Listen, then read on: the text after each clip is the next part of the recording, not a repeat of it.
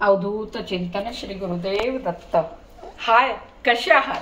चला, आज ना मी तुम्हाला हॉटेलमध्ये जसं सांबार असतं ना, तर त्या पद्धतीने मी त्या सांबाराला एक वेगळ्या पद्धतीची ग्रेव्ही तयार करतात। तर ती ग्रेव्ही मी आज तुम्हाला बनवून दाखवणार आहे। त्यासाठी आपल्याला काय काय साहित्य लागते ते आपण आधी बघूया। चला, तर त्याला लागणार आहे मला मेथी दाणे एक साधारण 2 चमचे आहे, छोटासा चमचा, आणि ही वाटी भरून धने, अर्धी वाटी उडदाची डाळ, 1 वाटी तांदूळ लागणार आहे, अर्धी वाटी तुरीची डाळ, आणि ह्याच वाटीचं माप धरून हे 2 वाटी चण्याची डाळ आहे, आणि थोड्या लवंगा, आणि ही वेलची, हिरवी वेलची लागते ह्याला, ते हिरवी वेलची, आणि साधारण एक पाऊण वाटी भरून जिरे आहेत, थोडा कढीपत्ता लागणार आहे, सुक्या लाल मिरच्या, आणि हे लागणार आहे मला याच्यामध्ये लसूण पेस्ट तयार करून ठेवली। माझ्याकडे अख्खा लसूण नव्हता, मग पेस्टचाच वापर करते, आणि आलं लागणार आहे, आणि चिरलेला बारीक अगदी पातळ असा चिरून घ्यायचा कांदा, तर हा कांदाही लागणार आहे, आणि त्याला लागणार आहे ओलं खोबरं, आणि हळद, आणि काश्मीरी लाल मिरची पावडर, आणि मीठ। तर चला आपण सुरुवात करूया तयारीला।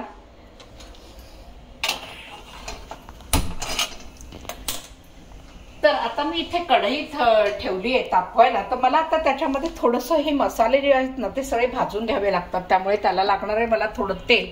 तर तेल आपण साधारण जसं फोडणीला तेल घालतो त्याच्यापेक्षा थोडं जरा जास्त तेल घालायचं आहे, कारण आपला मसाला थोडा जास्त आहे।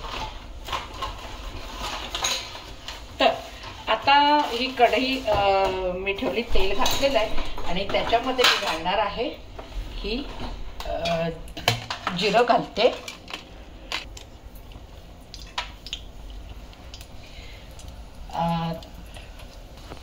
चण्याची डाळ घातली, तुरीची डाळ घालते, आणि उडदाची डाळ, आणि आता हे ना घातलेलं हे आहे, हे आपल्याला थोडंसं मंद आचेवरती भाजून घ्यायचं, आपल्याला चांगलं तेलामध्ये छान परतून घ्यायचंय। थोडेसे परतले की मग आपण त्याच्यामध्ये हे आता परतत आले माझं थोडंसं, तर थोडंसं म्हणजे गरम व्हावं लागतं, आणि मग आता मी ह्याच्यामध्ये हा तांदूळ घालणार आहे। तर हे तांदूळ अशासाठी घालायचं की हे टॉप सिक्रेट, म्हणजे कसं की ह्याच्याने ना मसाल्याला एक प्रकारचं ग्लेझिंग येतं, छान चकाकतं मस्तपैकी। तर म्हणून ह्या तांदळाचा वापर त्यात थोडा केला जातो मसाल्यामध्ये, आणि सगळे हॉटेलवाले ती लोक करतात। तर अशा पद्धतीने थोडासा तांदूळ नक्की घालायचा आपल्याला। तांबूस रंग थोडासा आला की आपण बाकीचे जिन्नस घालणार आहोत, आणि मग बाकीच्या जिन्नसामध्ये जेव्हा आपण भाजतो त्यावेळेला व्यवस्थित ते भाजलं जातं, त्यामुळे आधीच ते पूर्ण लाल असं होईस्तोवर भाजायचं नाही। तर आता हे आपले बघताय तुम्ही तांदळाचा थोडा रंग चेंज झाला बघा, सफेद सफेद दाणे दिसायला लागलेत, म्हणजे हे तांदूळ आपले, म्हणजे हे सगळे जिन्नस आपलं छान परतलं गेलेलं आहे। आता आपण ह्याच्यामध्ये टाकणार आहोत मेथी दाणे आणि धने। आता हेही जरा थोडेसे परतून घ्यायचे आपल्याला व्यवस्थित, आणि हा मसाला आहे ना, जो ही जी ग्रेव्ही असते केलेली, ही तुम्ही साधारण आहे ना अगदी 2 ते 3 महिने बंद झाकणाच्या, म्हणजे घट्ट झाकणाच्या डब्यामध्ये तुम्ही स्टोर करूनही ठेवू शकता। तर अशी ग्रेव्ही असते, म्हणजे कधी आपल्याला घाई असली, पाहुणे डावणे आलेले असले, आणि अशा वेळेला काय होतं की आपल्याला नेमकं काही सांबार करायची वेळ आली की आज सांबार खावंसं वाटतंय, पण त्यासाठी मग मसाला अगदी व्यवस्थित केला पाहिजे, तर ते सांबार छान लागतं। मग अशा वेळेला कधी काही वेळेला आपल्या घरामध्ये सगळेच जिन्नस असतात असं नाही, कधी धने असतात तर कधी नसतात, किंवा काही गोष्टी नसतात, मेथी दाणा नसतो, म्हणजे अशा वेळेला मग पंचायत होते की कसा सांबार करायचा, म्हणून मग, आणि मग ती टेस्ट येत नाही। सगळ्या वस्तू व्यवस्थित असल्या ना तरच त्याला ती जी हॉटेलची टेस्ट म्हणतात ना ती येण्यासाठी आपल्याला सगळे जिन्नस वापरावे लागतात। त्याच्यामध्ये काटकसर करून चालत नाही की हे नसलं तरी चालेल, ते नसलं तरी चालेल, तसं होत नाही। म्हणून मग अशासाठी आपण ही ग्रेव्ही तुम्ही तयार करून ठेवली, साधारण 1-2 महिन्यासाठी तुम्ही स्टोर करून ठेवू शकता, आणि ज्या वेळेला करायचं असेल त्यावेळेला झटकन पटापट थोडी डाळ शिजवली आणि लगेच हा मसाला काढला आणि भाज्या वगैरे त्याच्यात परतून वगैरे हा मसाला घातला की तुमचं सांबार रेडी. आणि थोडासा सांबार मसाला पावडर असतं, ती घातली की सांबार रेडी होतो आणि आहे ती टेस्ट आपल्याला मिळते. म्हणून मी नेहमी ही ग्रेव्ही तयार करून ठेवते. आता हे आपलं भाजलं गेलं. याच्यामध्येच आता मी ही लवंग आणि वेलची होती ती मी घातलेली, ही पण आता आपल्याला परतून घ्यायची थोडी त्याच्यामध्ये काय. आणि याच्यामध्येच आता आपल्याला हे आलं पेस्ट, आल्याचे तुकडे आणि लसूणची पेस्ट असं हे सगळं घालायचं आणि ह्यालाही परतून घ्यायचं. खोबरंही आपण टाकते मी याच्यामध्ये आता, कढीपत्ता. आता हे सगळे जिन्नस परत मंद आचेवरती व्यवस्थित आपल्याला भाजून घ्यायचे. आता मी ह्या मिरच्या जर दाखवल्या तर नाही, ह्या मी थोड्याशा हे तोपर्यंत परतलं जाते तर मी ह्या थोड्या कट करून घेणार आहे बारीक बारीक, कारण खूप मोठ्या आहेत ह्या. परतताना त्रासाचं जाईल, मग कापूनच आपण टाकले की छान परतले जातील. ह्या मिरच्याला मी अशा बारीक बारीक कट करून घेते. थोड्याशा कापून घेतल्या ना की मस्तपैकी त्या परतल्या जातील आपल्या मसाल्यामध्ये. आता या मिरच्याही आपल्याला ह्याच्यामध्ये घालून घ्यायच्यात, ह्याही चांगल्या परतवायच्या.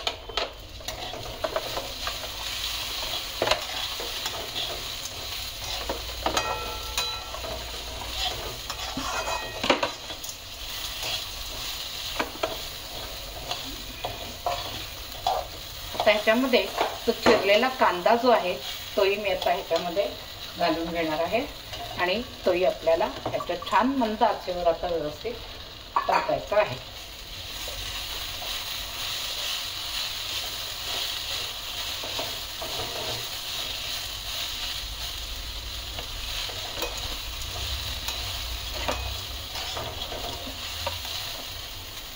हे बघा आता आपला ना हा मसाला असा भाजत आला. आता ह्याच्यामध्ये ना मगाशी मी सांगायला विसरले, खरं हिंगही आपल्याला लागतो याच्यामध्ये. तर आता हा मसाला भाजला गेला तर त्यामध्ये आता मी हिंग घालते. जे हिंगही याच्यामध्ये छान परतून घ्यायचं आहे. साधारण 1 चमचाभर हिंग लागेल. आणि याच्यामध्ये आता काश्मीरी मिरची पावडर साधारण 1 चमचा, म्हणजे ह्याच्याने काय होईल, रंग छान येतो आपला मसाल्याला, फार सुंदर रंग येईल. 1 ते 1.5 चमचा घालायचा आहे.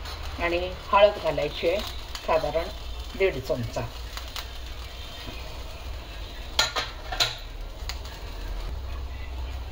आणि मीठही घालायचं याच्यामध्ये, साधारण 2 चमचे मीठ घालायचं आहे. आणि आता हे सगळं व्यवस्थित परतून घ्यायचं आहे. आणि आता हे थंड झालं, गार झालं की मग आपल्याला ही ग्रेव्ही सगळी मिक्सरमध्ये छान त्याची पेस्ट तयार करून घ्यायची आहे. ग्रेव्ही वाटून घ्यायचं म्हणजे मिक्सरमध्ये छान. आता ह्याच्यामध्ये मी तुरीची डाळ आणि जी उडदाची डाळ घातली ना ती अशासाठी घालायची की त्याला एक प्रकारचा ना खमंगपणा, म्हणजे तो सांबाराला जो खमंग वास येतो ना, सांबार ज्यावेळेला आपण पितो नुसतं त्यावेळेला बघा तुम्ही किती सुंदर टेस्ट असते त्या सांबारला. तर ती आपण याच्यामध्ये उडदाची डाळ, तुरीची डाळ आणि चण्याची डाळ वगैरे टाकलं की एक प्रकारचा खमंगपणा त्या सांबारला येतो. म्हणून हे सगळे जिन्नस ह्याला टाकावे लागतात. आता माझं हे सगळं भाजून झालेलं आहे. आता मी हे गार झालं, थंड झालं की मग मिक्सरमध्ये वाटून घेणार आहे. आता ही ग्रेव्ही ना आपली थंड झाली आहे छान व्यवस्थित. आता याला आपण मिक्सरमध्ये वाटून घेणार आहोत. ही ग्रेव्ही मी या भांड्यामध्ये सगळं हे मसाला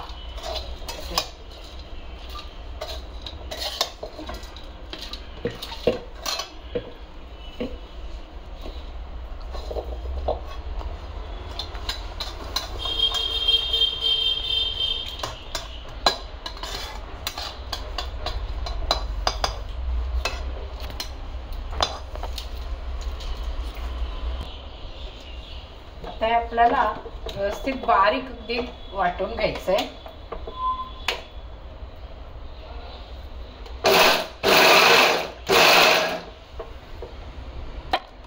आता आपण मसाला वाटतो ना त्यावेळेला थोडं पाणी घालूनच वाटून घ्यायचं, म्हणजे मग त्याची चांगली फाईन पेस्ट तयार होते.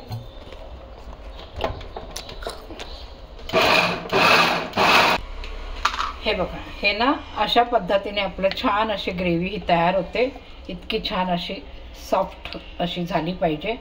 आणि आता ना तुम्ही हा मसाला ज्यावेळेला तुम्ही सांबार कराल त्यावेळेला भाज्या आणि डाळी असं म्हणजे डाळ, तुरीची डाळ वापरा, काही भाज्या कटिंग करा आणि मग काय थोडासा मसाला घालायचा आणि सांबार मसाला पावडर असते ती घातली की सांबार रेडी होतं, छान होतं. आणि अजून एक मी तुम्हाला सांगणार आहे की तुम्ही कधी केलं नसेल असं मला वाटतं, केलं असेल तर बघा किंवा केलं नसेल तर करूनही बघा. तुरीच्या डाळीच्या ऐवजी जर सांबारामध्ये मसुराची डाळ जरी वापरली ना तरी सांबार अतिशय उत्कृष्ट आणि छान भन्नाट सांबार होतं. अगदी चव बदलत नाही, छान तसंच्या तसंच जसं आपण तुरीच्या डाळीचं सांबार करतो तशाच पद्धतीने छान सांबार तयार होतो. बस तुरीच्या डाळीच्या ऐवजी तुम्ही मसुराची डाळ घेऊ शकता आणि भाज्या टाकायच्या त्याच्यामध्ये, तुम्हाला जशा आवडतील तशा. शेवग्याची शेंग आहे किंवा भोपळा आहे, दुधी आहे, तुम्हाला जे आवडेल त्या पद्धतीने तुम्ही सांबारामध्ये भाज्या घालून ते सांबार तयार करू शकता. हा मसाला थोडा वापरायचा आणि सांबार मिरची पावडर म्हणजे मसाला पावडर जी बनवलेली असते सांबारची पावडर ती वापरायची आणि अतिशय भन्नाट असं सांबार तयार होतं. तर चला तुम्ही पण हा मसाला ग्रेव्ही तयार करून ठेवा. अगदी 3 महिने हा मसाला तुमचा डीप फ्रीझरमध्ये अगदी स्टोअर करून ठेवू शकता आणि मनाला येईल तेव्हा तुम्ही सांबार तयार करू शकता. तर चला तुम्ही पण करून बघा आणि मला कमेंट्स बॉक्समध्ये कळवा की तुमचा मसाला कसा झाला आणि त्या मसाल्यापासून केलेलं सांबार तुम्हाला आवडलं का नाही हे मला नक्की कळवा. आणि लाईक करा, शेअर करा आणि सबस्क्राईब करा. चला पुढच्या व्हिडिओला आपण भेटूया. चला बाय.